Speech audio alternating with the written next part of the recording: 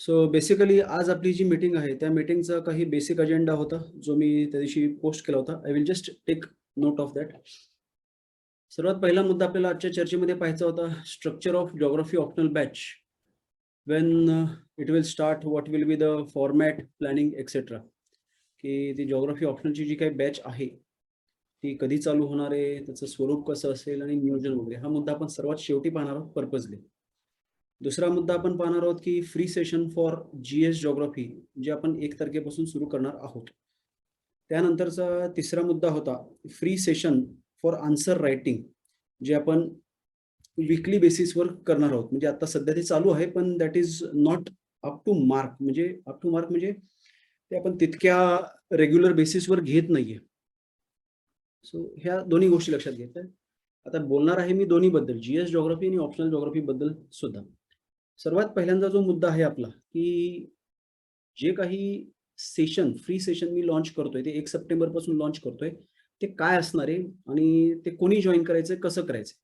आता इथे माझ्यासमोर जो काही क्राउड आहे, त्यात 2 विद्यार्थी, 2 प्रकारचे विद्यार्थी आहेत. पहिला ग्रुप विद्यार्थ्यांचा तो आहे, की ज्यांनी मागच्या वर्षीपासून ते क्लास केलाय.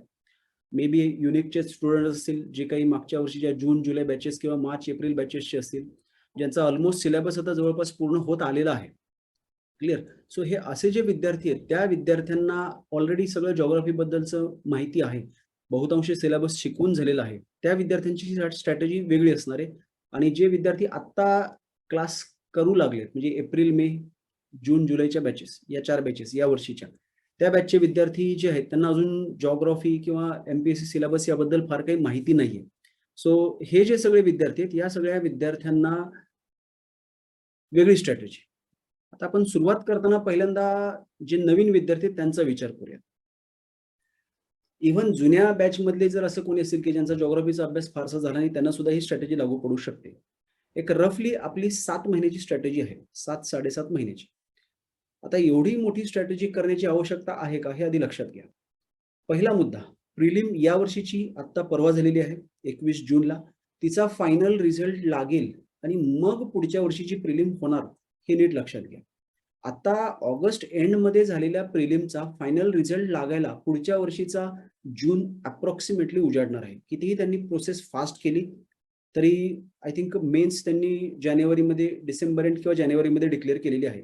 सो त्या मेन्सचा रिझल्ट लागणार, मग इंटरव्ह्यू होणार, मग फायनल रिझल्ट लागणार आणि तो फायनल रिझल्ट लागल्यानंतरच एमपीएससी पुढच्या वर्षीची प्रिलिम घेणार.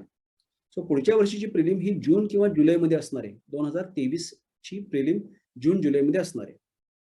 या कालखंडादरम्यान आपल्या अभ्यासाचं टार्गेट, कोणतेही जुने विद्यार्थी असो, नवीन विद्यार्थी असो, आपल्या अभ्यासाचं टार्गेट काय असलं पाहिजे, की आपण काय करायचंय, तर प्री कम मेन्स स्टडी करायचंय. तर हे पुन्हा पुन्हा सांगण्याची गरज नाहीये की आपल्याला लेखी स्वरूपात मुख्य परीक्षा आहे, त्यासाठीच हा सगळा खटाटोप उपद्व्याप आपला चाललेला आहे. आता हे ज्यावेळेस आपण करतोय त्यावेळेस आपण काय करणं अपेक्षित आहे, तर जेव्हा आपण अभ्यासाला सुरुवात करतोय त्यावेळेस तो अभ्यास मेन्स पॉइंट ऑफ व्ह्यू असला पाहिजे. एखादा टॉपिक आपण अभ्यासला, जिओग्राफीचाच नाही, इन जनरल प्रत्येक विषयाबद्दल ही स्ट्रॅटेजी लागू आहे. टॉपिक अभ्यासला की आपण त्या टॉपिकला मुख्य आणि पूर्व दोन्ही दृष्टिकोनातून हाताळायचे. दोन्ही दृष्टिकोनातून हाताळताना काय करणार आहे, तर मुख्य परीक्षेसाठी अभ्यासाची खोली जास्त पाहिजे आणि लेखन सराव केला पाहिजे. पूर्व परीक्षेसाठी त्या अभ्यासाचा आढावा विस्तार जास्त पाहिजे. म्हणजे फॅक्च्युअल गोष्टी, जी काही माहिती आहे ती जास्तीत जास्त कव्हर करायची. सो कोणत्याही विषयाबाबत हे नीट लक्षात ठेवा. अभ्यास करताना तो प्री-कम मेन्स तुम्ही करणार आहात. ही पहिली गोष्ट. It is not just for geography. History, geography, polity, economics, science या सगळ्यासाठी हे लागू पडते. अभ्यास प्री-कम मेन्स असणार आहे. आता एक उदाहरण घेऊ. आपण जिओग्राफीचा अभ्यास सुरू केला. हा जिओग्राफीचा अभ्यास आपण सुरू केल्यावर आपल्याला जे काही स्टार्ट करायचं आहे, त्यामध्ये लक्षात घ्या, हे शेड्यूल थोडंफार अशा पद्धतीने डिव्हाईड केलेलं असणार आहे. Just a minute.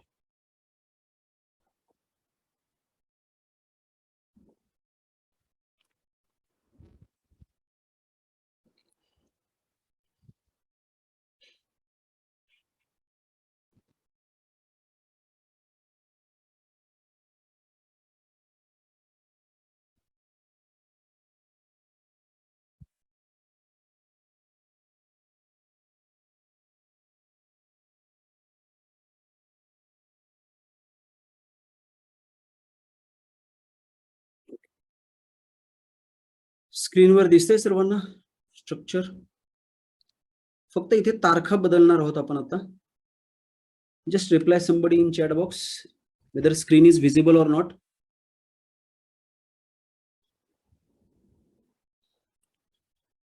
ओके, नीट लक्षात घ्या.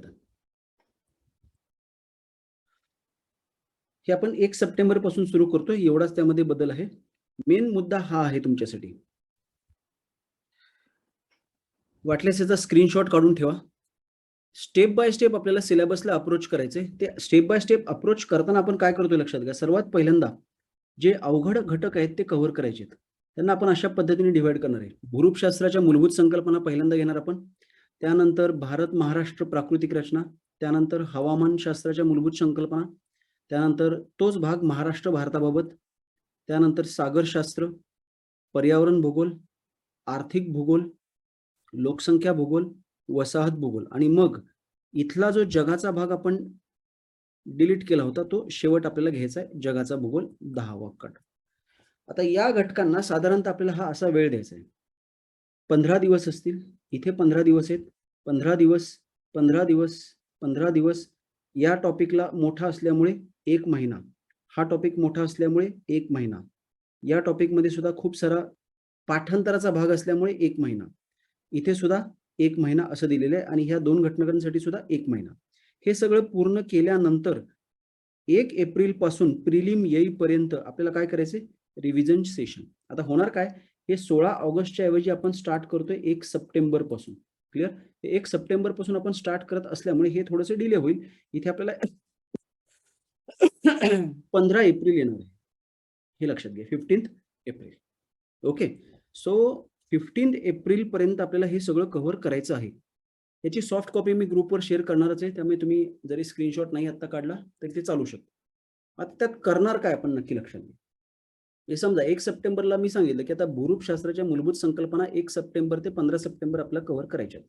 सो 1 सप्टेंबरच्या आदल्या दिवशी मी व्हिडिओ लेक्चर घेईल किंवा रेकॉर्डेड लेक्चर तुम्हाला ग्रुपवर टाकेल. त्या लेक्चरमध्ये भूरूपशास्त्राच्या मूलभूत संकल्पना या पर्टिक्युलर टॉपिकचं डिटेल स्ट्रक्चर डिस्कस केलं जाईल की या टॉपिकमध्ये तुम्ही कोणकोणते सब टॉपिक अभ्यासले पाहिजेत, ते कुठल्या पुस्तकातून वाचले पाहिजेत, त्यात काही फॅक्च्युअल असेल तर ते कशातून पाठ केलं पाहिजे. सो 15 दिवसाचं एक रफ टाइम टेबल मी तुमच्या पुढे देईल. हे मी शिकवत बसणार नाही, हे लक्षात घ्या. हा क्लास नाहीये, हे एक फ्री सेशन आहे की जिथे मी तुम्हाला मार्गदर्शन करणार आहे. सो त्या फ्री सेशनमध्ये तुम्हाला हे सगळं सांगितलं जाईल की how it is going to be the structure. So ते स्ट्रक्चर तुम्ही फॉलो करायचे त्या संबंधित पुस्तकातून. जर तुम्ही दुसरी पुस्तकं वापरत असाल, नो प्रॉब्लेम, ते दुसरी पुस्तकातून सुद्धा तुम्ही ते कव्हर करू शकता. त्या 15 दिवसात ते कव्हर करा. सो 1 सप्टेंबर ते 15 सप्टेंबर भूगोलातल्या भूरूपशास्त्राच्या मूलभूत संकल्पना आपण कव्हर केल्या. आता 15 सप्टेंबरला मी तुम्हाला त्यावरचे दोन्ही प्रकारच्या टेस्ट देणार आहे, लिखित सब्जेक्टिव्ह स्वरूपाची आणि ऑब्जेक्टिव्ह स्वरूपाची. ऑब्जेक्टिव्ह टेस्ट ही साधारणतः 50 प्रश्नांची असेल आणि सब्जेक्टिव्ह टेस्ट जी असेल त्यामध्ये साधारणतः 10 प्रश्न असतील. मग ते स्ट्रेट फॉरवर्ड असतील, अॅनालिटिकल असतील, वेगवेगळ्या प्रकारचे असतील. सो तुमचं टार्गेट हे पाहिजे की 15 दिवसात भूरूपशास्त्राच्या मूलभूत संकल्पना व्यवस्थित अभ्यासायच्या आणि 15 सप्टेंबरला त्याची टेस्ट द्यायची. आता इथे एक गोष्ट लक्षात घ्या, बऱ्याच विद्यार्थ्यांचा जे नवीन आहेत त्याबाबत हा प्रॉब्लेम होणार आहे की त्यांचा हा 15 दिवसात सगळं काही घटक पूर्ण होणं शक्य नाहीये.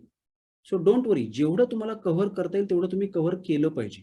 मे बी ते 50% होईल, 60% होईल, जेवढं काही कव्हर होईल त्याच्या आधारे तुम्ही ती परीक्षा द्यायची. Of course it is not compulsory. तुम्ही ते शेड्यूल फॉलो करा. टेस्ट तुम्हाला लगेच देता नाही आली, no problem, you can prepare or you can appear it afterwards. Okay.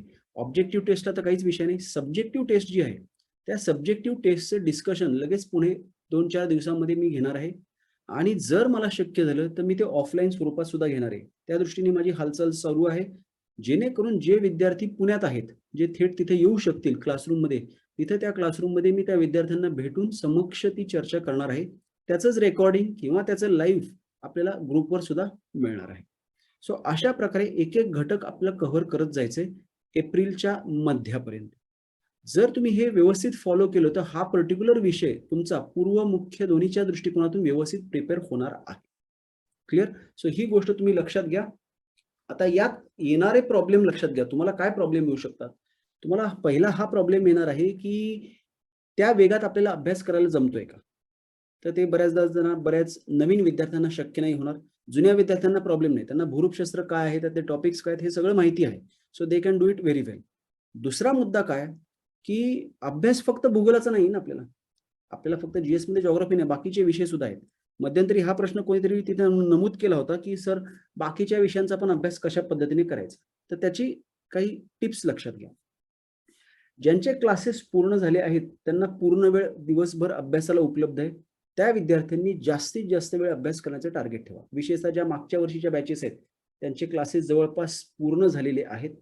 त्यांना जर दिवसाला साधारणतः 12 तास अभ्यास करता आला तर that is the best condition. मग त्या 12 तासामधले काही वेळ ही, त्या 15 दिवसातली काही वेळ ही आपण जिओग्राफीसाठी ठेवायची. आत्ता जसं मी सिलेबस जिओग्राफीचा डिव्हाइड केलेला आहे तसाच तुम्ही स्वतः इतर विषयांचा सिलेबस डिव्हाइड करा छोट्या छोट्या कंपोनंटमध्ये आणि ते 8 महिन्याचं प्लॅनिंग करा. आता दुसऱ्या विषयांचा सिलेबस असा डिव्हाइड करून मी तुम्हाला नाही देऊ शकत. तुम्ही त्या शिक्षकांच्या मदतीने किंवा तुम्ही स्वतः तो सिलेबस असा छोट्या छोट्या कंपोनंट्समध्ये डिव्हाइड करा आणि ते टार्गेट ठेवून द्यायचे, की 15 दिवसात मी काय पूर्ण करणार आहे. समजा मध्ययुगीन भारतामधलं मुघल, जे काही मुघलांचं होतं ते सगळं starting from Babur up to the death of Aurangzeb किंवा 1757 पर्यंतचा मुघलांचा इतिहास, प्लस जिओग्राफीचं काय करणार आहे, भूरूपशास्त्राच्या मूलभूत संकल्पना, असे छोटे छोटे कंपोनंट्स ठरवा. अजून आपला ऑगस्ट महिना आहे. ऑगस्ट महिना संपेपर्यंत प्रत्येक विषयाचं तसं स्ट्रक्चर तयार करा. त्या स्ट्रक्चर मधला प्रत्येक घटक एक ठराविक ठरवून द्यायचा आहे. 15 दिवसात मी 2 किंवा मॅक्सिमम 3 विषय करेल. हिस्ट्रीचा एक टॉपिक घेतला मुघल, भूगोलाचा एक टॉपिक घेतला भूरूपशास्त्राच्या मूलभूत संकल्पना, हे 2 घ्या. अर्थशास्त्राकरता काय करा, अर्थशास्त्र हा खूप व्हास्ट आहे, खूप मोठा आहे, तर तो असा एका टप्प्यात नाही कव्हर होणार. त्याला 7-8 महिन्यांपेक्षा जास्त कालावधी लागेल. सो त्याला एक थोडंसं दीर्घकालीन शेड्यूल करायचं आणि मग त्यात एखादा टॉपिक कव्हर करायचा. बँकिंग म्हटलं तर बँकिंग करायचं. आता पुढच्या 15 दिवसात तुम्ही भूगोलाचा एक सेक्शन घेणार, जसं भारताची आणि महाराष्ट्राची प्राकृतिक रचना. त्याच्या बरोबरीने हिस्ट्रीच्या ऐवजी पॉलिटीचा एक घटक घ्या, पण इकॉनॉमिक्स बरोबर कंटिन्यू करायचं. सो 15 दिवसाच्या शेड्यूलमध्ये आपले 3 सब्जेक्ट असले पाहिजेत. जिओग्राफी हा आपला चालूच राहणार आहे, इकॉनॉमी त्याच्याबरोबर चालूच राहणार आहे आणि दुसरा कुठलाही एक घटक त्याबरोबर घ्यायचा आहे. हे अशा पद्धतीने फॉलो केलं तर साधारणतः 7 ते 8 महिन्यामध्ये आपलं सगळं पूर्ण होणार आहे. आता हे अभ्यास करा करा 15 दिवसात हे पूर्ण करा ते पूर्ण करा हे असं मी म्हणतोय, पण ते एक्झॅक्टली करायचं काय ते नीट समजून घ्या. हे प्रत्येक विषयाबाबत लागू आहे, not just geography but for every subject. करायचं काय आहे तर तुम्ही त्या पर्टिक्युलर विषयाचं वाचन करा. कन्सेप्च्युअल भाग असेल तर तो समजून घ्या. महत्वाचे मुद्दे अंडरलाईन करा आणि मायक्रो नोट्स तयार करा. इथे एक गोष्ट लक्षात ठेवा, जेव्हा आपल्याला लेखी परीक्षा आहे तेव्हा या लेखी परीक्षेमध्ये आपण मायक्रो नोट्सचा वापर करायचा आहे. मायक्रो नोट्स म्हणजे फक्त मुद्द्यांच्या स्वरूपात. त्या मायक्रो नोट्सचं उद्दिष्ट काय असणार आहे, की परीक्षेच्या आदल्या दिवशी मला तो विषय पूर्ण रिवाइज करायचा असेल तर मी काय करणार, तर त्यासाठी आपल्याला त्या मायक्रो नोट्स फार गरजेचे आहेत, उपयुक्त आहेत, हे नीट लक्षात ठेवायचं. अशा प्रकारे मायक्रो नोट्स करायच्या आणि मग त्या गोष्टी पुन्हा पुन्हा वाचा. जेव्हा 1 तारखेला आपण जिओग्राफीचा सिलेबस सुरू केलेला आहे, भूरूपशास्त्राच्या मूलभूत संकल्पना 15 तारखेला आपण त्याची टेस्ट घेतोय. मे बी ती टेस्ट लिहिण्या इतपत तुमचा अभ्यास झालेला नसेल, पण डझंट मॅटर. तुम्ही लिहिण्याचा प्रयत्न करा. That is must. ऑब्जेक्टिव्हला काही प्रश्नच नाही, तुम्ही बसल्या बसल्या ते सोडवू शकता. मेन विषय आहे सब्जेक्टिव्ह, लेखी प्रश्नांचा. त्याकरता तुम्ही किती का अभ्यास होईना, 100% झालाय, 50% झालाय, 60% झालाय, दॅट डझंट मॅटर्स. तुम्ही ते काय करणं अपेक्षित आहे, लिहून पाहणं अपेक्षित आहे. ही गोष्ट नीट लक्षात ठेवा. सो पुन्हा एकदा मी रिपीट करतोय, कुठल्याही विषयाचा अभ्यास करताना वाचन करा, ते समजून घ्या, त्याच्या मायक्रो नोट्स करा. मायक्रो नोट्स म्हणजे फक्त मुद्दे आणि मग त्याला पुन्हा पुन्हा रिवाइज करा. रिव्हिजन करताना तुम्हाला एकदा कॉन्फिडन्स आला, की येस आता मला बऱ्यापैकी आठवतंय, का मग त्यावर लिहिण्याचा सराव करायचा. एक गोष्ट लक्षात घ्या, हे खूप जास्त आहे. हे खूप जास्त आहे आणि हे जास्त असल्यामुळे ते असं एकदम नाही होऊ शकत अभ्यास. टप्प्याटप्प्याने थोडं, थोडं, थोडं, थोडं तुम्हाला करावं लागणार आहे. एखादा मोठा डोंगर फोडायचा असेल, तर एकदम आपण तो नाही संपवू शकत. आपल्याला थोडं, थोडं फोडत जावं लागतं. मग काही कालावधीनंतर तो डोंगर नाहीसा होतो, सगळा फोडून होतो. तसा हा प्रकार आहे. सो ही गोष्ट लक्षात घ्यायची आहे. टाईम टेबल बनवा. ते टाईम टेबल फ्लेक्सिबल असलं पाहिजे. ते 15 दिवसाचं करा जास्तीत जास्त. त्या 15 दिवसामध्ये मॅक्सिमम 3 विषयांना हात लावायचा आहे आणि मग ते हळू करत कव्हर करायचं. आता यामध्ये अजून एक ऍडिशनल घटक आहे, तो म्हणजे जीएसचा. त्याबाबतच इथे कोणाचा तरी एक प्रश्न आपल्याला दिसतोय, तो बघूयात आपण. एक प्रश्न आहे की sir, can you provide sub topic syllabus of all subjects? It is bit difficult, पण ठीक आहे, मी तो प्रयत्न करेल इतर विषयांचं. रिव्हिजन किती डेज ते मी सांगणार आहे. ऑप्शनल प्लस जीएस चे 3 सब्जेक्ट कसे करायचे for those who are doing class. हा, ते जे क्लास करणार आहेत त्यांच्याबद्दल मी अजून बोललोच नाहीये, त्यांच्याबद्दल मी बोलतो. हे जे मी सांगतोय ते कोणाबद्दल, ज्यांचा क्लास उरकत आलाय, संपत आलाय, म्हणजे मागच्या वर्षीच्या बॅचेस, फार फार तर जानेवारी फेब्रुवारी पर्यंतच्या बॅचेस, त्यांनी हे अशा पद्धतीने करायचे. आता जे आत्ता क्लास करायला लागले त्यांचं काय? तर त्यांनी एक गोष्ट लक्षात घ्या, तुम्हाला दिवसाचा अर्धा वेळ क्लासमध्ये जाणार आहे हे निश्चित आहे. सो दिवसाचा अर्धा वेळ क्लासमध्ये गेल्यानंतर तुम्ही काय करायचंय, उर्वरित अर्ध्या वेळेमध्ये त्या दिवशी क्लासमध्ये जो काही विषय शिकवला, समजा पॉलिटीचं सुहास सरांनी काहीतरी शिकवलं, इकॉनॉमीचं प्रशांत सरांनी काहीतरी शिकवलं, तर त्याला 2 तास द्या. त्या दिवशी तो घटक जो काही शिकवला आहे तो त्या संबंधित विषयाच्या पुस्तकातून व्यवस्थित वाचून समजून घ्या. उरलेला जो वेळ असेल त्या उरलेल्या वेळेमध्ये, जसं हे टाइम टेबल आपण केलेलं आहे की जिओग्राफी घ्यायचं आपल्याला किंवा आपल्याला हिस्ट्री घ्यायचंय, तो विषय कव्हर करायचा आहे. आता इथे एक गोष्ट लक्षात घ्या, एक उदाहरण बघू आपण. समजा तुमचा 8 ते 12:30 क्लास आहे, त्यानंतर जेवण करून तुम्ही 2 वाजेपर्यंत फ्री झालात, तर 2 वाजेपासून रात्री 10-12 जोपर्यंत तुम्ही अभ्यास करू शकता, तो 6 ते 8 तास करता येईल याची खात्री बाळगा. आणि तेवढा अभ्यास करून त्यामध्ये, जसं मी आधीच्या ग्रुपसाठी सांगितलं की ज्यांना पूर्ण वेळ आहे, त्यांना काय सांगितलं, तुम्ही 3 विषय घ्या. ते 3 विषय तुम्हाला शक्य होणार नाहीत. तुम्हाला मॅक्सिमम 1 किंवा 2 विषय शक्य होतील. सो अर्ध्या दिवसामध्ये पहिली गोष्ट करायची काय, तर त्या दिवशी क्लासमध्ये जे काही शिकवलंय ते व्यवस्थित वाचून पूर्ण करा. त्या दिवशीचा न्यूजपेपर वाचा आणि कुठलाही एक विषय जो आपण ठरवलेला आहे त्या 15 दिवसाच्या टाइम टेबल मधला तो करायचा. ओके, अशा पद्धतीने जायचे. आता हे करताना यात अजून एक ऍडिशनल घटक आहे, तो म्हणजे आपला ऑप्शनल. आता या सगळ्या गोष्टीमध्ये ऑप्शनलचा अभ्यास सुद्धा तितकाच महत्वाचा आहे. ऑप्शनलसाठी काय करायचं लक्षात घ्या. तुमचा जो काही ऑप्शनल असेल त्या ऑप्शनलचा क्लास सुरू झाला की क्लासमध्ये ज्या पद्धतीने शिकवत चाललेलं आहे त्याला पॅरलल तुम्ही अभ्यास करणं गरजेचं आहे. समजा जिओग्राफी ऑप्शनल आहे, आपण समजा सागरशास्त्र सुरू केलं. आज पहिल्या दिवशी आपण सागर तळ रचना बघितली, सागर जलाचं तापमान बघितलं. हे 2 घटक आपण बघितले ना, की तात्काळ तुम्ही काय करायचंय, त्या 2 घटकांचं त्याच दिवशी वाचन करायचंय, समजून घ्यायचे. नाही समजलं, एखादा मुद्दा अडला, तात्काळ दुसऱ्या दिवशी सरांना, त्या संबंधित शिक्षकाला विचारायचे. जसा ऑप्शनलचा सिलेबस जाईल तसं आपण तो अभ्यास पुढे नेला पाहिजे. हा ऑप्शनल आता सप्टेंबरमध्ये सुरू झाल्यानंतर साधारणतः 5 ते 6 महिने ऑप्शनल संपायला लागणार आहे, हे नीट लक्षात ठेवा. म्हणजे साधारणतः फेब्रुवारी, मार्च उजाडणार आहे. त्यानंतर त्या ऑप्शनलची पुन्हा एकदा झटपट रिव्हिजन करायची आणि त्याला बाजूला ठेवायचं, मग प्रिलिमच्या कामाला लागायचं. सो ही खूप तारेवरची कसरत असणार आहे, हे निश्चित आहे. हे त्यातल्या त्यात कोणाला सोयीस्कर जाणार आहे? ज्यांचा क्लास झालेला आहे, जीएसचे विषय शिकून झालेले आहेत, बरचसं वाचन झालंय, त्यांच्यासाठी हे फार सोयीस्कर आहे. पण जे नवीन विद्यार्थी आहेत त्यांच्यासाठी ही खूप मोठी तारेवरची कसरत आहे. ही कसरत पार पाडताना एकच गोष्ट लक्षात ठेवायची की चिकाटीने जे काही टाइम टेबल आपण प्लॅन केलंय ते फॉलो करायचं. आपण बनवलेलं टाइम टेबल जे आहे त्याच्यापासून अजिबात विचलित व्हायचं नाही. बऱ्याचदा कसं होतं की तुम्ही टाइम टेबल ठरवलंय, आज मी XYZ विषयाचा हा टॉपिक वाचणार. पण आपण रीडिंग रूम मध्ये जातो, लायब्ररीत जातो, आपल्या बाजूचा मुलगा दुसरा विषय काहीतरी वाचत असतो. मग आपल्याला असं क्लिक होतं की हा विषय जो आहे तो अवघड आहे, मी ते वाचलंच नाही. मग आपण हातातला अभ्यास सोडून त्या विषयाकडे जातो. मीनवाईल आपल्याला आणखी दुसरा विद्यार्थी दिसतो, तो काहीतरी तिसरंच वाचत असतो. सो मग आपण त्या तिसऱ्या विषयाकडे जातो. सो असं विचलित होऊ नका. असं विचलित झाल्यामुळे काय होणार आहे, तर असं विचलित झाल्यामुळे काय होणार आहे, तर आपल्याला ते कव्हर करता येणार नाहीये. क्लिअर? सो जो काही आपला सिलेबस चालू आहे, जे काही आपलं टाइम टेबल चालू आहे, ते आपण करायचं आहे सिस्टमॅटिकली, लक्ष देऊन, विचलित न होता. चिटकून राहायचंय त्या गोष्टीला. ठीक आहे, तुमचं जे काही सिलेबस आहे, तुमचं जे काही टायमिंग आहे, ते त्या 15 दिवसात, ते त्या 10 दिवसात नाही कव्हर झालं ना, नो प्रॉब्लेम. जेवढं कव्हर होतंय ते क्वालिटी कव्हर झालं पाहिजे, हे लक्षात घ्या. क्लिअर? ओके. पुढे जाण्याआधी एक मुद्दा मी सांगतोय, की एक साधारणतः 9 मिनिटात ही मीटिंग एंड होईल. परत त्याच आयडी पासवर्डवरून ती पुन्हा आपल्याला जॉइन करायची, हे लक्षात घ्या. Just a minute.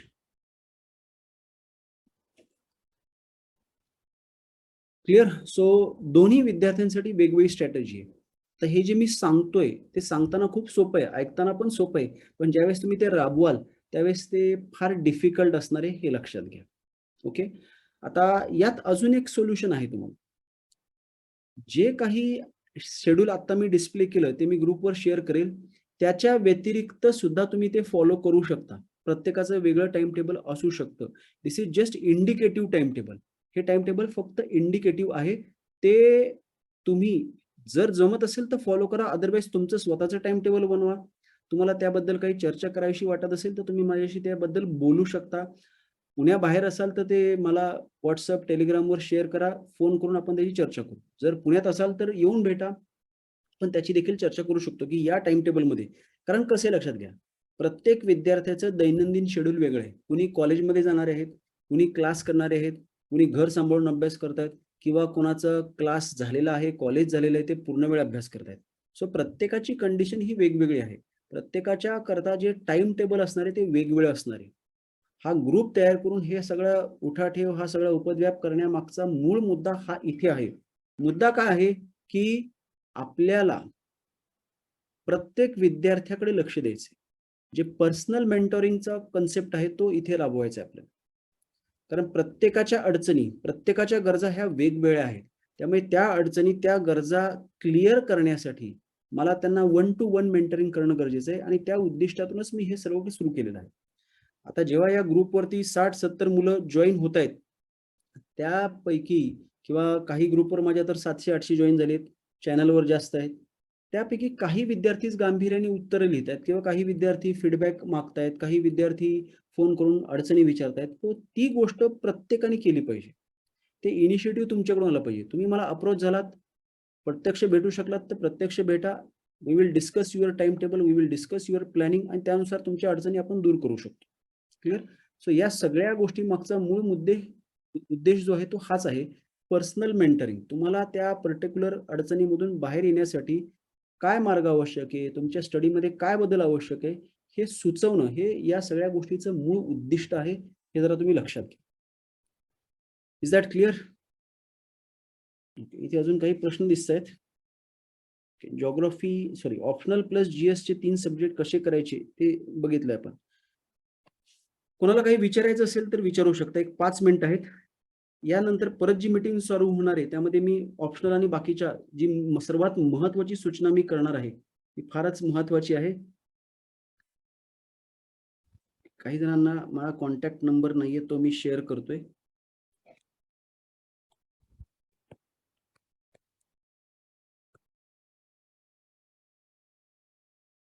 ओके.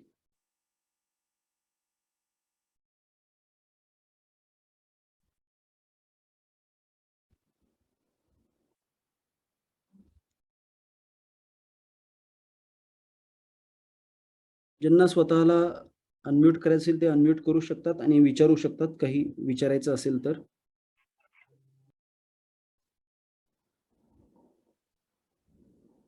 हे शेड्यूल जीएस जिओग्राफीचं आहे. हे शेड्यूल ऑप्शनलचं नाहीये.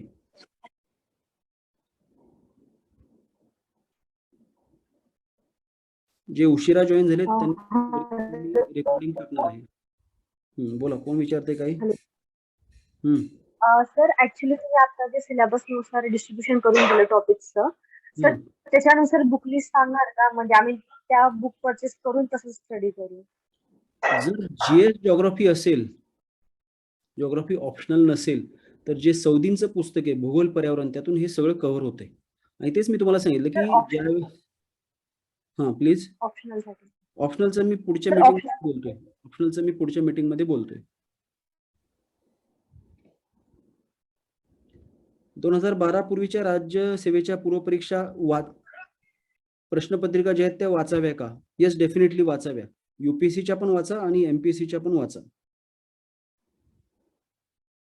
युपीएससीचे जे काही प्रश्न आहेत जीएसचे ते वाचा. त्यातून तुम्हाला बऱ्यापैकी एक अंदाज येईल. ते 2012 पर्यंत तुम्हाला उपलब्ध आहेत.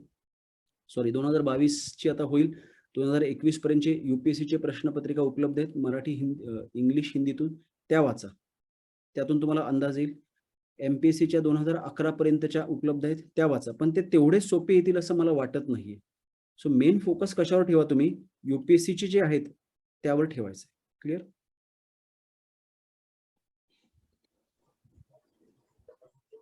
एक सब्जेक्ट किती दिवसात कव्हर केला पाहिजे हे एक्झॅक्ट नाही सांगू शकते. प्रत्येक सब्जेक्टचं जे आहे ना त्याचं स्वरूपावर अवलंबून आहे. प्लस तो सब्जेक्ट तुम्हाला अवघड जातोय का सोपा जातोय यावर सुद्धा ते अवलंबून आहे. म्हणजे काहींचा जिओग्राफी ऑप्शन असेल तर त्यांना जीएस जिओग्राफीचा अभ्यास करायची गरजच नाही. काहींचा ग्रॅज्युएशनला पॉलिटी असेल तर त्यांचं पॉलिटी झटपट कव्हर होते. कोणाचं ग्रॅज्युएशन सायन्स असेल तर ते लवकर कव्हर होऊ शकतं. असा विषय. म्हणून मी तुम्हाला म्हणालो की पर्सनल मेंटॉरिंग हा मुद्दा कुठे येतो. एखाद्याला सायन्स अवघड जातं, एखाद्याला हिस्ट्री अवघड जातं, एखाद्याला जिओग्राफी अवघड जाते. सो प्रत्येकाच्या अडचणी वेगवेगळ्या आहेत. त्यामुळे त्या प्रत्येकाने जर स्वतःचं टाइम टेबल बनवलं, माझे हे वीक पॉइंट्स आहेत, माझे हे स्ट्रॉंग पॉइंट्स आहेत, मी आता कसं करू, असं जर म्हटलं तर मी त्याला प्रत्येकाला वैयक्तिक मार्गदर्शन करू शकतो. या समोरच्या 100 विद्यार्थ्यांमध्ये प्रत्येकाच्या अडचणी वेगवेगळ्या आहेत. मी जे काही सांगतोय तो कॉमन मिनिमम प्रोग्राम आहे.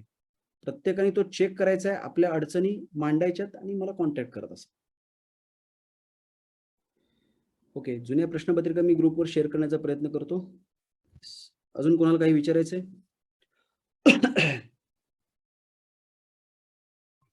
Hello sir.